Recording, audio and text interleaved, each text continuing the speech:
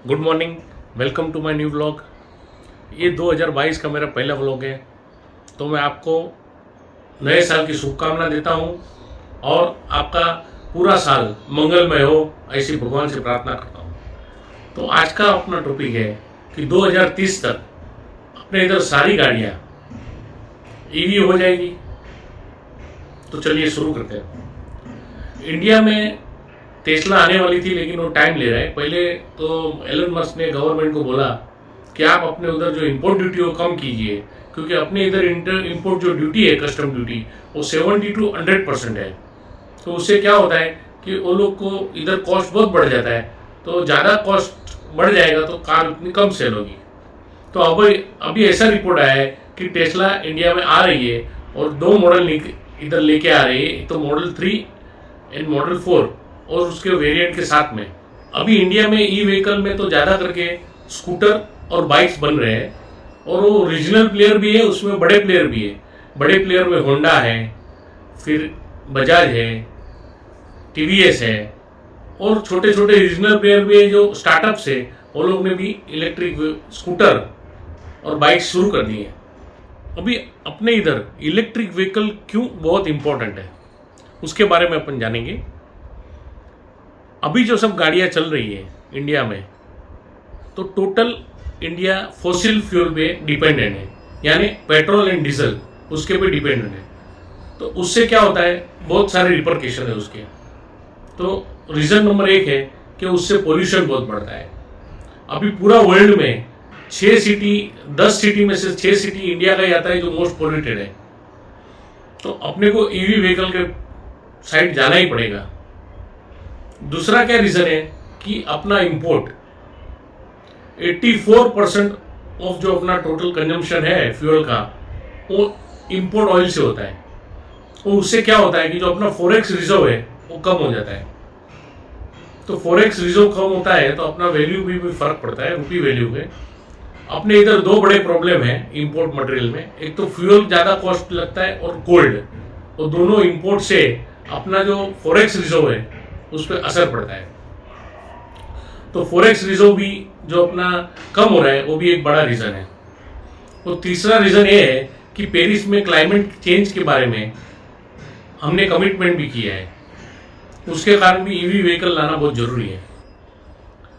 अभी हम जब फॉसिल फ्यूल से इलेक्ट्रिक व्हीकल में कन्वर्जन करते हैं तो ये ध्यान रखना बहुत ज़रूरी है कि अपना जो इलेक्ट्रिसिटी है वो कैसे पैदा होता है। अभी समझो थर्मल पावर से इलेक्ट्रिसिटी सबसे ज़्यादा अपने इधर प्रोड्यूस होता है। वो थर्मल पावर में कोल यूज़ होता है, तो थर्मल कोल यूज़ होता है। थर्मल कोल यूज होने से उससे पोल्यूशन बहुत बढ़ जाता है।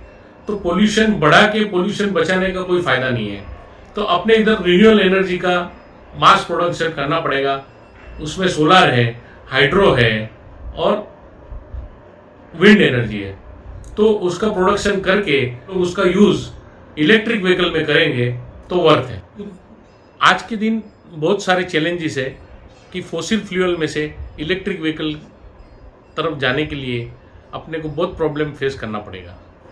एक तो सबसे बड़ा जो प्रॉब्लम है अपने इधर वो चार्जिंग इंफ्रास्ट्रक्चर है। चार्जिंग इंफ्रास्ट्रक्चर यानी अभी जो पेट्रोल है गाड़ी, उसका 40 से 45 लीटर का टंकी रहता है, और उसमें एक बार अपन फुल करने से समझो कम से कम 9-10 का एवरेज गाड़ी देता है, तो भी 400 किलोमीटर चलता है। लेकिन इलेक्ट्रिक व्हीकल में क्या है, अभी तक जो टेक्नोलॉजी आया है, जो टेक्नोलॉजी में सस्ता गाड़ी मिलता है वो गाड़ी 150, 200, 250 किलोमीटर, क्योंकि इंडियन रोड के हिसाब से भी एवरेज कम मिलता है, तो 150, 200, 250 किलोमीटर से ज़्यादा नहीं मिलता है।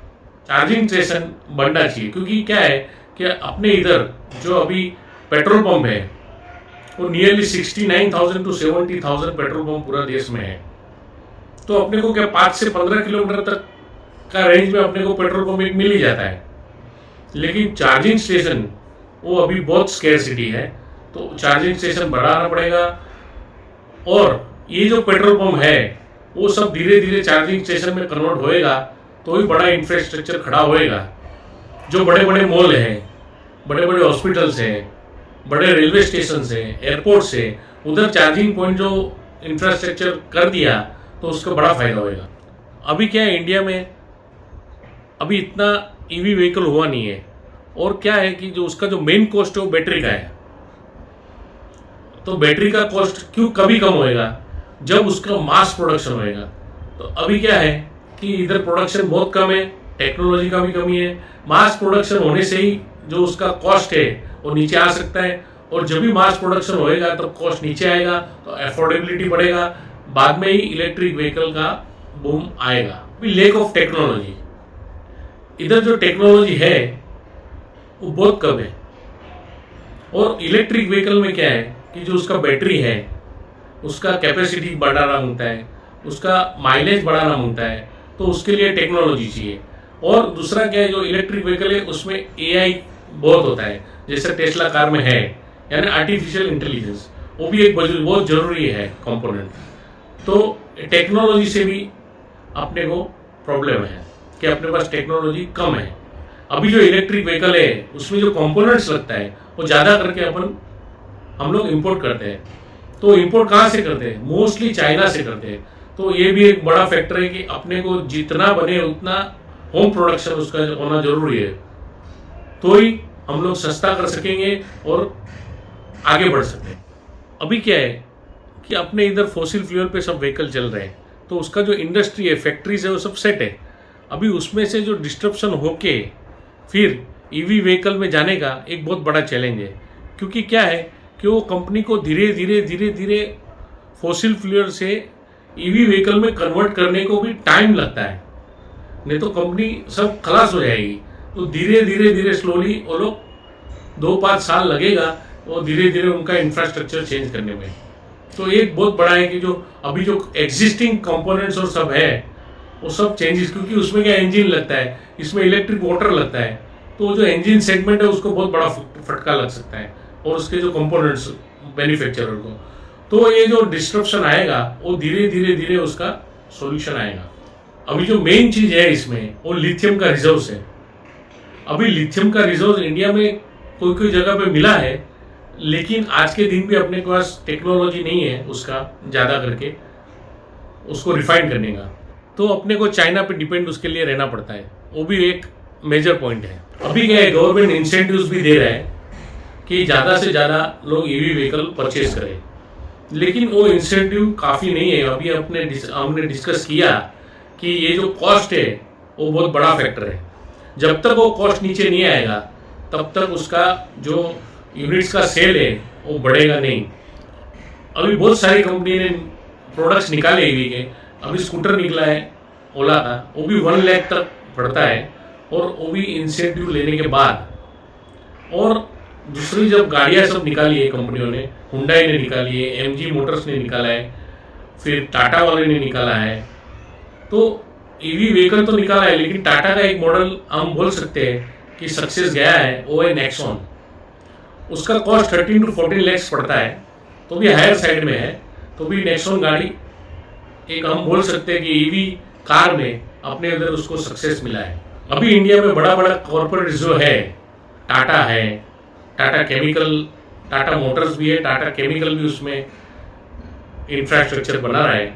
और अपने इधर 2 बड़ी बैटरी की कंपनी है, एक्साइड एंड एमरॉन, वो लोग भी करोड़ों रुपया इसका जो ईवी व्हीकल का बैटरी का सेल बनाने में खर्च करने वाले हैं इंफ्रास्ट्रक्चर में। तो धीरे धीरे अपने इधर उसका इंफ्रास्ट्रक्चर बन रहा है, और जो कॉरपोरेट सेक्टर है वो भी बहुत मेहनत कर रहे हैं, और गवर्नमेंट भी सपोर्ट दे रहा है।